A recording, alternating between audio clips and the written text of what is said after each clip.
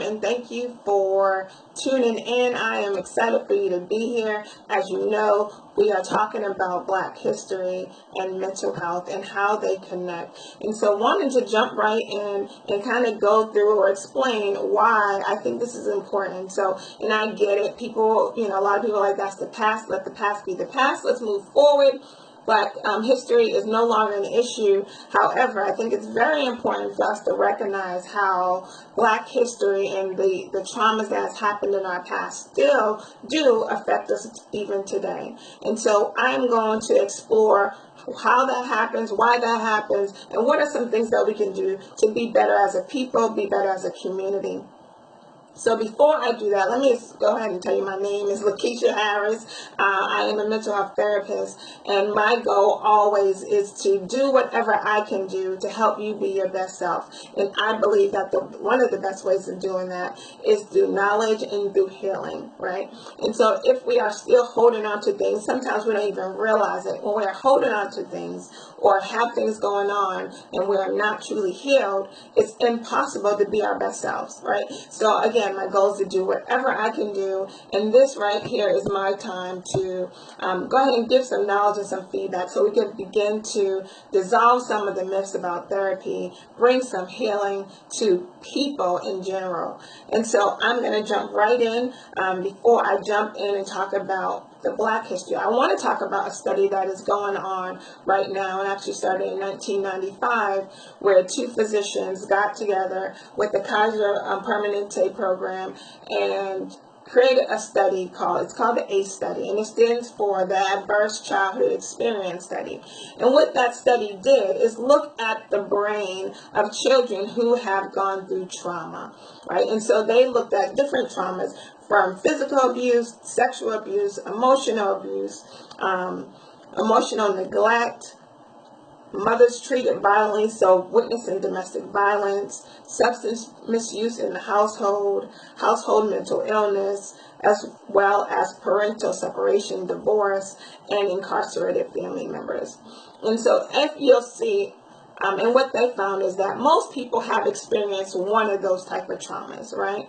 The challenge is that when people experience multiple traumas, the brain begins to react to it, right? And so when traumas are not healed, it becomes more troublesome for the brain. The brain actually begins to make some changes. Your DNA actually begins to change. How you process information actually begins to change. And so what the study found is that when individuals have more than 4 adverse experiences, they are more likely to have diseases. They're most likely to have depression and anxiety and things like that. The study also showed as people who experience trauma more than 4, so at 8 times, they're more likely, I want to say it was 50% more likely to have some type of negative impact later on in life.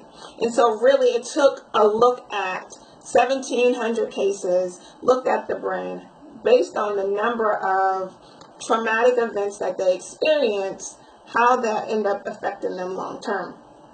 And so what that study continued to do, and what it shows is that not only does, we're thinking about things, but the brain is reacting to our trauma. So imagine someone going through trauma, right? Or imagine yourself, and Dr. Nadine Burke-Harris gives a great example of this. You are somewhere and you are petrified. So you say you see a bear.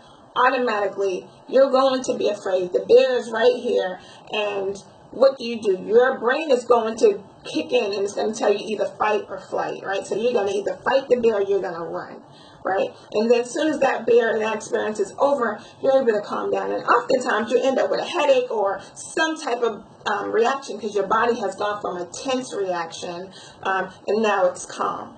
And so if you can imagine having that tense experience, but as soon as you'll get tense and then relax. And then as soon as you get relaxed, another tense experience happens. And so the brain is beginning to change, because rather than being able to relax and adjust and heal properly, it doesn't have the opportunity to heal. So our brain then becomes affected, right? And so really being able to recognize the impact that trauma has on our brain. And so there's seven different ways that the brain is impacted by trauma, right? And I'm just going to go through a few of them because otherwise we're going to be here all night. All right. So one of the ways that the brain does respond or react to trauma. So thinking about that whole stress factor, as I just explained, going over and over again, your genes begin to be altered. So then that stress response becomes so high that as soon as something very small happens, you're reacting based on that high level stress. So as I just mentioned, it went from the beers coming, stressed, right, and then relax. Beers coming, stressed, relax. And that's happening over and over so that your brain, as soon as something happens very small that might resemble some type of stress, your brain is going to this overload reaction. So it makes sense why people who have been through traumatic events, you find that they get upset or overwhelmed really quickly, right? Because their brain has created this new pattern for them that hasn't allowed them to look at things clearly because it's in this stress mode constantly, right? And so that's one way the brain does react to trauma. Another brain is your brain, and the size and the shape of your brain actually changes, right? And so the part of your brain that releases hormones, it actually begins to shrink. The area of your brain that's responsible for processing information is processing emotions and processing memory. And so as you are stressed, that area begins to shrink. So obviously, right, your brain is no longer going to be able to respond appropriately to emotions, respond appropriately to stress. And so it goes into this different area of your brain where your gray matter is increased. So those who have that level of damage to their brain because of trauma, right, then of course they're going to be more likely to have anxiety. They're going to have more likely to have depression. They're going to be more likely to respond differently, right? And so a lot of that also comes with ADHD and different things that our children even have to this day, because our brain is in this overload and it does not have what it needs to actually process information and emotions clearly, right? And so trauma continues to affect the brain. Another way that it affects the brain, and just briefly, again, there's 7, and I will leave the link for other research if you want to read it, because I really think it is some extraordinary information. But really the brain begins to work too hard, trying to make sense around the world, and it's not able to do that because it's working so hard now to calm down and relax the brain, make sense of this world when the traumas don't allow it, because the traumas really don't make a lot of sense, right? And so, and I think about my own trauma and, the trauma that I have experienced, which has left me, and I've only really experienced like one major trauma, but having that trauma and closing your eyes and you're seeing it, right? Or not able to sleep because you don't want to think about it, or not being able to focus at work. That's when you know you have experienced trauma and how it is affecting your brain, your mood, you're not being able to sleep, so it's also going to affect other areas of your life, right? And so really just beginning to start and think and take a second and think about what trauma you have experienced and how did it affect you. What are some of the ways that you were negatively affected by your trauma? And that's just one. While some of us have experienced more than one, some of us have experienced multiple traumas, and it doesn't allow for our brain to properly heal. It goes from our subconscious to our conscious brain, right? And so with our subconscious brain, it allows us to forget about it and go through our day. But in our conscious brain, it's right there every day. Right? And so when we have experienced trauma, it has that impact. But when we experience multiple traumas, it's going to impact us. And so if you look at, and really like fast forward to now, how the doctors always ask, and even as a therapist, I ask, what is your family history? Because the reality is that those things that are changing in your brain, is changing your DNA and in your genes, you are passing that on to your children, right? Just like we pass on diabetes and other diseases, we also pass on emotional imbalances as well.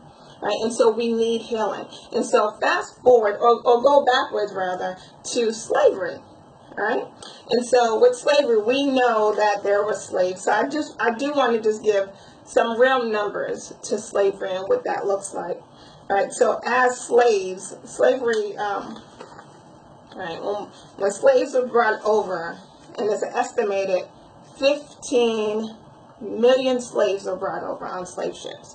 Okay, this is a multiple months of voyage of slaves in 18-inch boxes, right, or enchained, not able to eat, not able to move around. The voyage itself is traumatic. You are looking at people die on the ship. There's an estimated that up to 15 million have died in the voyages. So they have been put over. So you are watching, or slaves are watching, family members, friends, other people who they know, and even if they didn't know them, they're watching other people die. They are suffering. They were not eating, and they are confined. They cannot move. I can't even imagine not being able to leave my bedroom for over a day. So I can't even imagine the trauma that came with being on a voyage, right? And so that's traumatic in itself. And if you think about that, and it's not just it wasn't grown-ups only, it was children as well, women, men, at all different points, right? And so although the study really looks at the child's brain and how it developed over time, I also want you just to consider the traumatic event that happened at that point for the slaves that were there. And then fast forward, okay, they're here in America. What are the other traumas that they endured?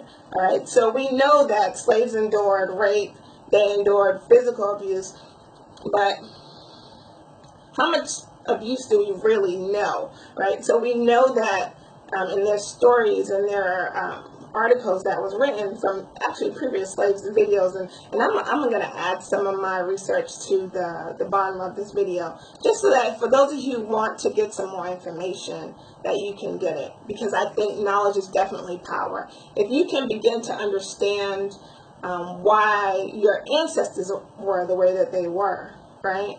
You can begin to understand why you are the way that you are, and then you can begin to heal from it.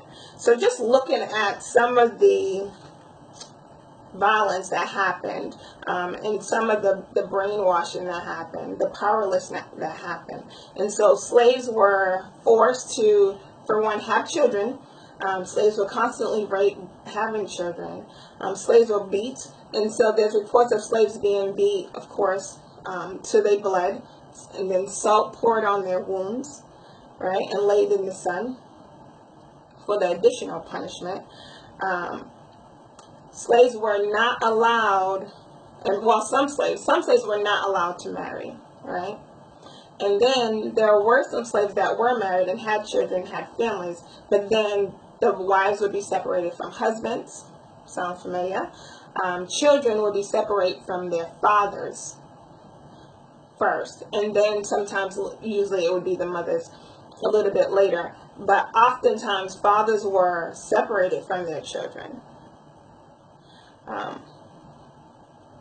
So mothers had to bear and take over the household. They had to take care of everything. Not like they had like this care and loving time for their children, but oftentimes they did have time to spend, or sometimes I should say, it depends on the slave. So when you listen to the different testimonies of previous slaves and you hear the different reports of some of the different situations, it varies, right? And so there are some slaves who were treated horribly. No, all of them were treated horribly, but let's be clear about that, right? They were all treated horribly. All were forced to work hours upon hours. And so there's reports slaves had one pair of shoes for the year. They got one pair of shoes a year. Of course, they're working every day, 18, 20 hours a day.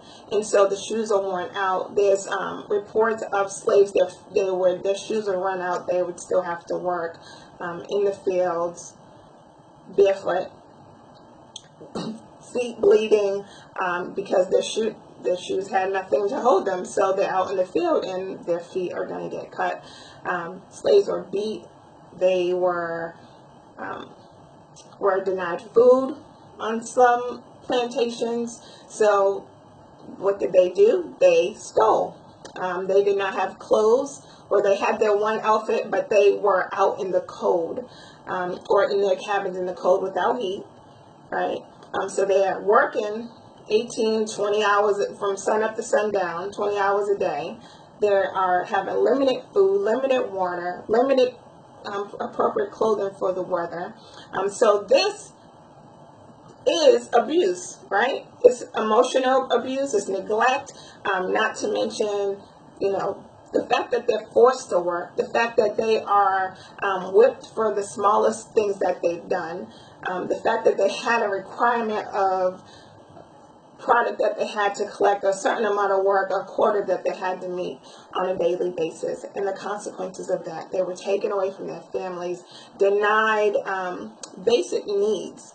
And again, depending on the plantation, how worse it could have gotten. And so it was so bad that when a slave did run away, it was an automatic that the slave was going to get a limb cut or be dismantled in some way. However, 50,000 slaves would attempt to run away yearly, right? Because that's how it was worth the risk. And so to mention or to say that slaves endured trauma is an understatement. But why is this even important, right? We all know, we pretty much have an idea that slavery was a traumatic event. And so, again, my goal is to help you understand, not only was it a traumatic event, it changed the general makeup of the slaves, right, of Black people. It changed their DNA. It changed their brain pattern. So the way that we process information, or the way that we deal with stress or anxiety, the way that we handle our emotions, when I cannot even imagine the abuse that they experienced, the violence that they saw, the abandonment and daily violations that they experienced, them not having some mental health challenges, them not going through being depressed, them not having some type of severe mental health challenges. And so as they still continue to have children, because mostly they was forced to have children, because a slave owner would purchase a male and a female so that they can have children, so those children can work the land, right? So they was forced to have children. And that was part of their responsibility. They were bought to have children. A lot of the female slaves were bought to be raped. There's studies and records that show that some of the slaves were then moved on, or only sold after they were no longer fit. So their vagina walls were worn out to the point where the slave owner no longer felt they were of value. All right, so you have sexual abuse, you have physical abuse, you have emotional abuse. You have trauma that genetically is passed down from generation to generation, okay?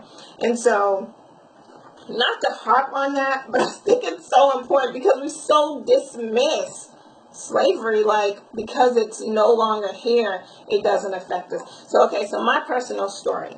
My grandfather, just my grandfather, not my great-grandfather, my great-great-grandfather, but my grandfather was a descendant of slavery. His father was not a slave, but he was forced to work the land, which then made my grandfather now a worker on this land as well, and was not allowed to go to school, was not allowed to get educated. So, and you can imagine, because slavery was over, there was still the violence, there was still the abuse. Men were constantly being still whipped, right? And physically assaulted, physically hurt. And so a lot of men learned, for one, they're angry, but a lot of men learned that you get things by being aggressive, right? By hitting. That's how you make your way. And so my grandfather, in that same way, was very aggressive, right? Very violent, not necessarily as a person, but in order to get something done, right? So he could not go to school. And because he couldn't go to school, school became very important when his children could go to school. So if his kids messed up in school, it was terrible, right? And so his kids end up having to deal with the violence at home because he was so serious about them going to school. Now, he had good intentions. The intention was for his children to be able to do something that he couldn't do, so they can get educated, so they can be productive citizens, right? And so they moved to the north from the south. They moved to the north to seek this better life for his kids, and his kids are going to school and having challenges. And he, as my grandfather, he's not understanding it, right? And he's very, at this point, he's trying to make it happen, and he does that the best way he has been taught to do, which is through hitting, beating, or what have you, to teach a lesson, right? And I don't know if that hits you, but it hits me as that's something that was always done, right? That's what slave owners did. In order to get something done, they whipped. In order to make somebody do something, they whipped, hit, abused, right? And so my grandfather learned those same, that's what he learned, and that's what he did. And as he, however, began to learn new ways by being up north, he began to identify new ways. He began to talk it through. He began to do things differently. My grandfather, as I know him, was the greatest man, right? He was super sweet, super nice, always funny, but he was truly a product of the environment, and that slavery environment, generationally passed down. Right? And so the damage that it caused in him and the damage that it caused for our family, my father and my aunts and uncles, of course, because as they learned more, they was able to do more. They was able to gain healing and become productive people, right? But understanding they only was that way because of what they experienced. So when people say just let go of slavery, don't let it, affect us, it already does, right, genetically. And so when you go to the doctors and they ask you, what is your history? If your grandparent had diabetes or your grandparent had all these different diseases, right? They don't ask the questions. And this is really what this ACE study is really trying to get people to do. Ask the questions as well and recognize the impact that trauma does have on not only physical health, but your mental health as well. And so this is why I'm having this conversation, for us to know and begin to understand that it's not like we're just born this way. It's the fact that traumas happen, and when traumas happen, our brain will respond, right? And it will be affected. And we do pass these things on genetically. We so casually say, yeah, my son got this from me, or when someone has an attitude, my daughter got this from me, I see where she gets it from. But you also have to understand that they're also getting your mental health challenges, they're getting your physical challenges as well. And so what we need to do as a people, we need to begin to have these conversations and get some healing so we're no longer passing it down. The wonderful thing about mental health, same like physical health, even though we're dispositioned for these things, we don't have to. We don't have to experience them, right? You can heal through them. And so that is my point. I need us to begin to heal through some of the challenges, and we don't do it automatically. All right, and so let's just talk about the other thing, because I know people say, well, everyone doesn't act like this, everyone doesn't get abusive, everyone's not, has the physical challenges, or everyone doesn't, why all black people are, some black people are successful and some are not, so many people are going to school, so many people are doing this, that, and the other. So it's not slavery, it's them, it's their choice. The reality, it's not true. It's just not. What I need people to understand is that not all African Americans were slaves, okay?